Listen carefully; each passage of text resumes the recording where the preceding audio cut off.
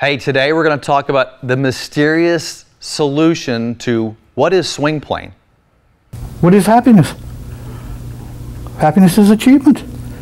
What's the father of achievement? Motivation. What's the mother? Encouragement. The fine golf swing is truly achievement.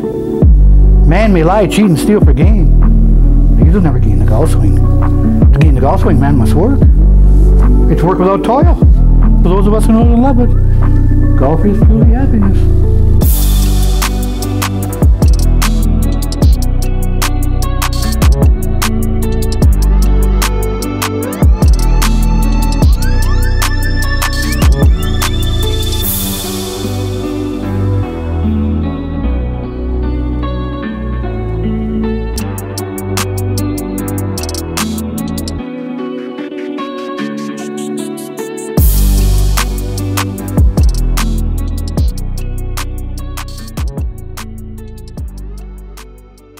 Hey, welcome to the channel today. Listen, one of the things that I think is really good to understand about the single plane swing is understanding swing playing. And I'll tell you a quick story about my history as a player and as an instructor is so much related to swing playing, because when I was on my quest, maybe like you, to become a better golfer, which meant to me hitting a golf ball longer and straighter and better and more consistently, which is very important because I wanted to play good golf and play well, is I started working with some of the best instructors in the world, and I landed with people that were talking about swing playing.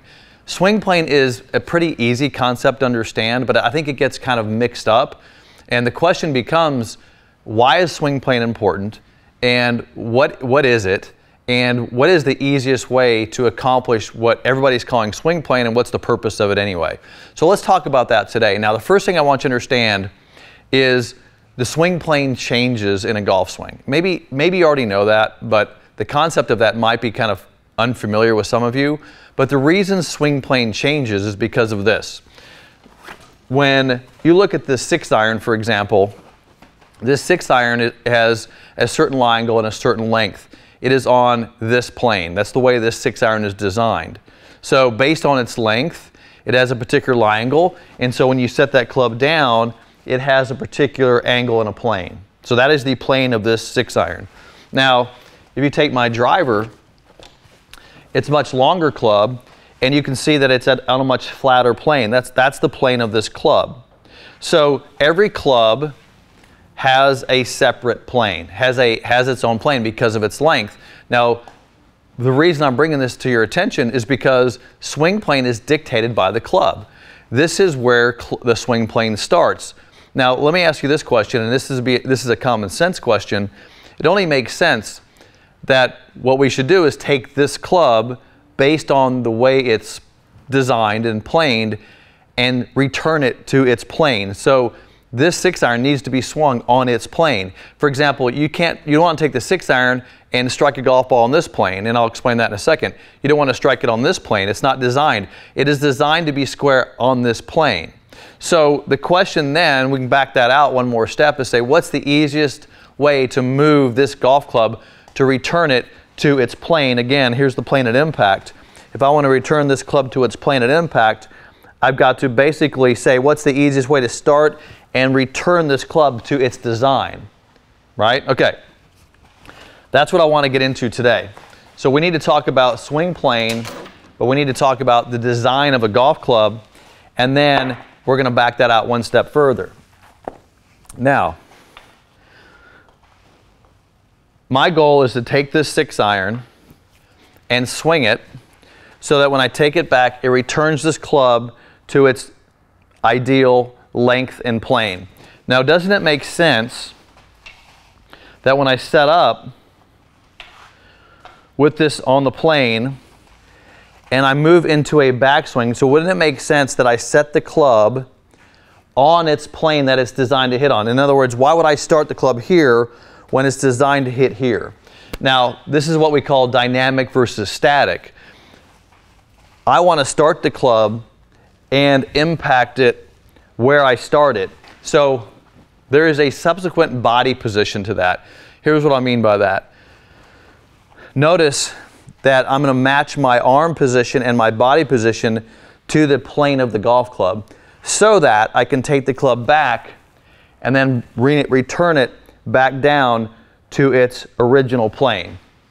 Now that is so common sense that many people ask me, well, Todd, why doesn't everybody swing the club that way? Well, there's a lot of truth to that, but let's take this a step further. Let's talk about backswing plane. So now, if I said to you, we're going to start this club on its design so we can hit it the way it's designed, makes a lot of sense. But we also, during our swing, need to move the club in a way to where it planes here, and then as it comes down, it planes here. So it's on plane, it's referencing this plane the entire motion. It even references the plane on the way through. Why? Why do we want the club planing here, all the way here, and all the way through? So we call this the single plane swing. Why do we want it referencing this original plane the entire time? And the reason is because the body component, how the body works, it's the easiest, most efficient way for the body to move this club. I call it less deviation, less shaft deviation, but it's because there's less body movement. And I'll just give you a couple examples of this. If I take this club back and I take it to here, that position of the club, and it actually, this is really interesting because this feels very weightless. This club feels like it's not very heavy. If I flatten that plane, you notice I had to rotate the arm. That arm rotation going this way, which would flatten the plane. Now you can rotate it here, there's a lot of problems with that. But if I get the club flat to the plane, you'll notice that I cannot strike a golf ball with this club on this plane.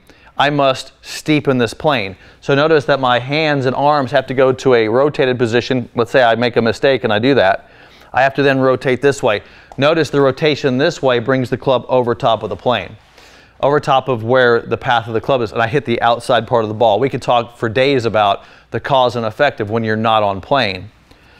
My point here is when I plane the golf club correctly at address, starting the club on its design, and I put it on its proper plane, this is the most efficient motion of the body and the most efficient motion of the club to return it back to its impact plane. So the goal here is to make the most efficient body motion possible so the club can move the most efficient way possible. Why? To get to impact the most consistently. So let's just kind of understand that. Watch this for just as I go through this. So I'm setting the club. This is just all single plane, the single plane swing concepts. And by the way, at no point in this entire video did I say it has to travel up and down this path. That is not how it works.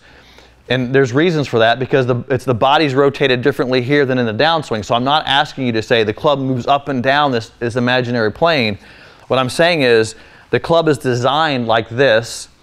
I'm going to move my body in a way that keeps it in its design. Notice that club is on the same plane as I started, and I'm going to return it to that same plane.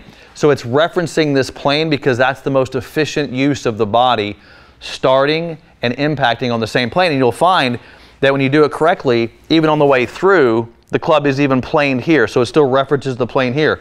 So this is the most efficient use of the body, and you can even test this. It's really interesting how you can test this. Take a video camera, and you don't even have to have a golf club to do this. You could just take a stick, and I want you to take one hand. I want you to point the stick at something, hit something, and just swing at it. Just swing it one-handed like this, and you'll notice that stick goes onto this plane, and that plane matches the plane you start. And I can do it left-handed as well. I can do it either side of my body. If I swing something one-handed, I always swing it on plane. So why? Here's the question, and I'll kind of conclude with this. Why would you ever start in an address position that is not going to be in the impact plane position if you're trying to simplify your golf swing? I'm not saying you can't hit a golf ball that way, but you'll never be the most efficient golfer possible. So the easiest way is with the single plane swing where you start,